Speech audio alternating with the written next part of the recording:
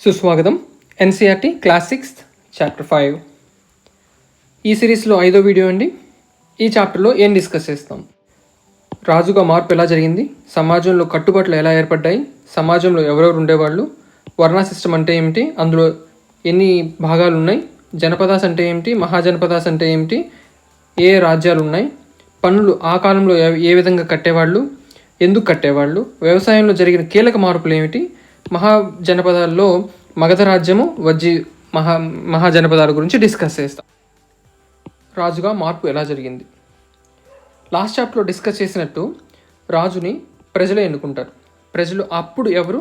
జన అంటారు. జన లేదా విష్.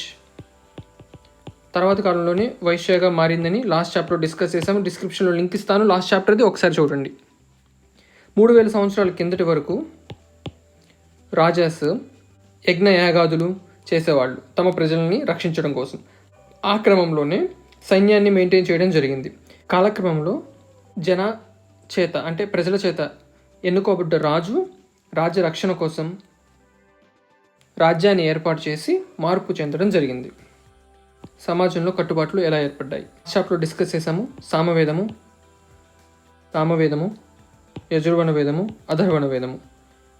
ఈ వేదాలు వేదిక్ పీరియడ్ తర్వాత రాయబడ్డాయి, అంటే ఋగ్వేదం తర్వాత రాయబడ్డాయి. These books are often called later Vedic because they were composed after the Rigveda. ఈ సామ, యజుర్వణ, అధర్వణ వేదాలలో సమాజంలో ఎలా ఉండాలి అనే దాని గురించి కట్టుబాట్లు ఇవ్వడం జరిగింది. పూజలు ఎలా చేయాలి, సమాజంలో కట్టుబాట్లు ఎలా ఉంటాయి అనే దాని గురించి డిస్కస్ చేయడం జరిగింది. వర్ణ సిస్టమ్ అంటే ఏమిటి, ఎవరెవరు ఉంటారు, వాళ్ళ పుట్టుకను బట్టి వర్ణ సిస్టము 4 రకాలుగా విభజించారు. ద ఫస్ట్ వర్ణ was Brahmin, second was rulers, third వర్ణ విష్ ఆర్ వైశ్యాస్, ఫోర్త్ శూద్ర. మొదటి వర్ణంలో బ్రాహ్మణులు, వాళ్ళు పూజలు చేయాలి, వేదాలు చదవాలి, నేర్చుకోవాలి. సెకండ్ వర్ణ క్షత్రియులు, అంటే రాజులు, రాజ్యాన్ని కాపాడాలి, ప్రజల్ని కాపాడాలి. మూడో వర్ణం which are Vaishyas, they were expected to be farmers, herders and traders. Shudras, పై 3 వర్ణాల వాళ్ళకి సేవలు చేయాలి. జనపదాస్, మహాజనపదాస్. జనపదాస్ అంటే ఏమిటి, మహాజనపదాస్ అంటే ఏమిటి? Janapadas, the rajas who perform these big sacrifices were now recognised as being rajas of Janapadas rather than janas. ఈ 3000 సంవత్సరాల తర్వాత నుంచి ఆ రాజులు ప్రత్యేకంగా చూడబడ్డారు. ఆయనే ప్రొటెక్టర్. కొన్ని ఎగ్జాంపుల్స్ ఇవ్వడం జరిగింది. పురాణ ఖిల్లా ఇన్ ఢిల్లీ, హస్తినాపుర మీరట్కి దగ్గరలో, అత్రాంజీ ఖేరా నియర్ ఐతాహ లేదంటే ఈతాహ, ఈ 2 ఉత్తరప్రదేశ్లో ఉన్నాయండి. అక్కడ ప్రజలు గుడిసెల్లో ఉండేవాళ్ళని చెప్తున్నారు. వాళ్ళు పశుపోషణ చేసేవాళ్ళని కూడా చెప్తున్నారు. వాళ్ళు ఎలాంటి పంటలు పండించారు? Rice, wheat, barley, pulses, sugar cane, sesame, mustard, ఆవాలు, నువ్వులు. లాస్ట్ చాప్టర్లో లేనిది ఇక్కడ ఈ చాప్టర్లో ఉన్నది ఏంటి అని అడుగుతున్నారు. ఏ క్రాప్? కామెంట్ సెక్షన్లో మెన్షన్ చేయండి. Painted grey ware, plates and bowls are the most common vessels made out of painted gravy. These are extremely fine to touch with a nice smooth surface. Perhaps they were used on special occasions for important people and to serve special food serve చేయడానికి కానీ అతిథులకు కానీ ఇది వాడతారని చెప్తున్నారు. మహాజనపదాస్ 2500 సంవత్సరాల క్రిందట, జనపదాస్ 3000 సంవత్సరాల కిందట, ఇది 2500 సంవత్సరాల కిందట.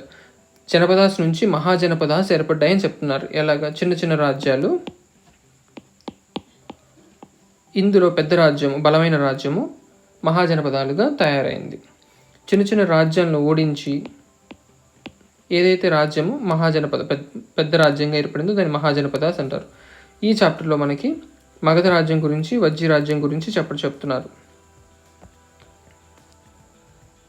మగధ రాజ్యం, వజ్జీ రాజ్యం. ట్యాక్సెస్, పన్నులు ఏ విధంగా ఉండేవి? మహాజనపదాలకి ఆల్రెడీ డిస్కస్ చేసినట్టు తమ రాజ్యాన్ని కాపాడుకోవడం కోసం కోటలు నిర్మించడం, సైన్యాన్ని మెయింటైన్ చేయడం అవసరమైంది. సైన్యం మెయింటైన్ చేయడానికి, కోటలు నిర్మించడానికి సంపద కావాలి. సంపదని ప్రజలిచ్చే బహుమతులు కాకుండా పన్నుల రూపేణా వసూలు చేయడం మొదలుపెట్టారు. ఎటువంటి పన్నులు? బాగా అంటే పండిన పంటలో నుంచి 1/6వ వంతు, పండిన పంటలోంచి 1/6వ వంతు శిస్తుగా కట్టాలి. అదేవిధంగా క్రాఫ్ట్స్మెన్, చేతి వృత్తుల వాళ్ళు రాజు దగ్గర 1 రోజు పని చేయాలి 1 నెలకి. పశుపోషణ చేసేవాళ్ళు, యానిమల్ ప్రొడ్యూస్ అనేది సమర్పించుకోవాల్సి ఉంటుంది.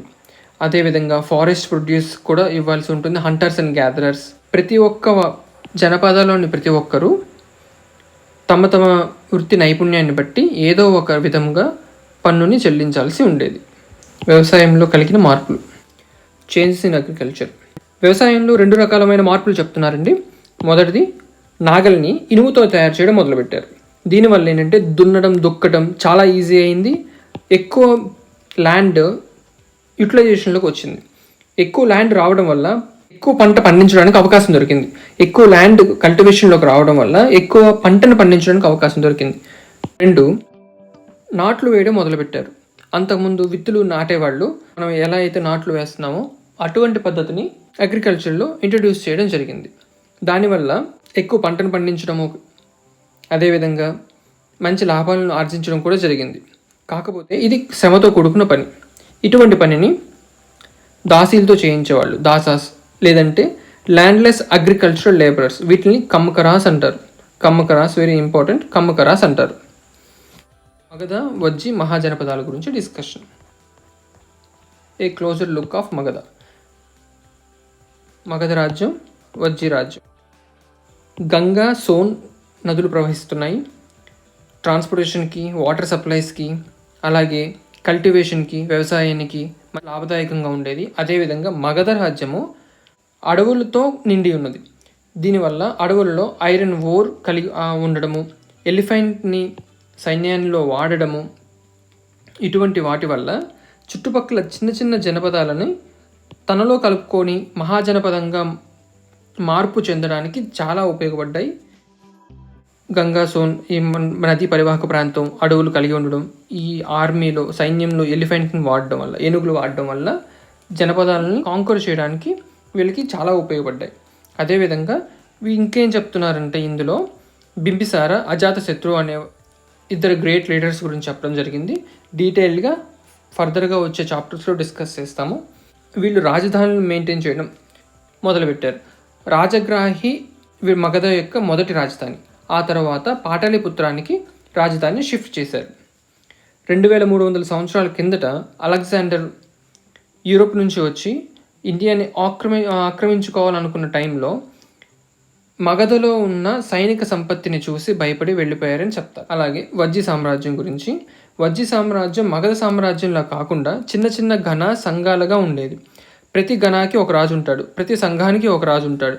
ఈ అందరి రాజులు కలిసి సమావేశం ఏర్పాటు చేసుకుని ఆ వజ్జి సమాఖ్యలో ఏం చేయాలి, ఏం చేయకూడదు, ఎలాంటి రిచువల్స్, పూజలు, యాగాలు పర్ఫామ్ చేయాలి, ఎలాంటి నిర్ణయాలు తీసుకోవాలి అని కలిసి తీసుకుంటారు. Both the Buddha and Mahavira belong to ganas and sanghas. చాలా ఇంపార్టెంట్ అండి. బుద్ధ అండ్ మహావీర కూడా వజ్జి సమాఖ్యకి చెందిన వాళ్ళే. అజాతశత్రు అండ్ వజ్జీస్ గురించి చిన్న డిస్కషన్ ఇవ్వడం జరిగిందండి. ఇక్కడ ఇందులో ఇంపార్టెంట్ ఏంటంటే Digha Nikaya. Digha Nikaya, a famous Buddhist book which contains some of the speeches of Buddha. ఇందులో దిఘా నిఖాయ ఎప్పుడుదని రాయడం గురించి 2300 సంవత్సరాల కిందటే రాయడం జరిగింది దిఘా నిఖాయలో. ఇందులో ఏం చెప్పబడింది అంటే speeches of Buddha. Thank you.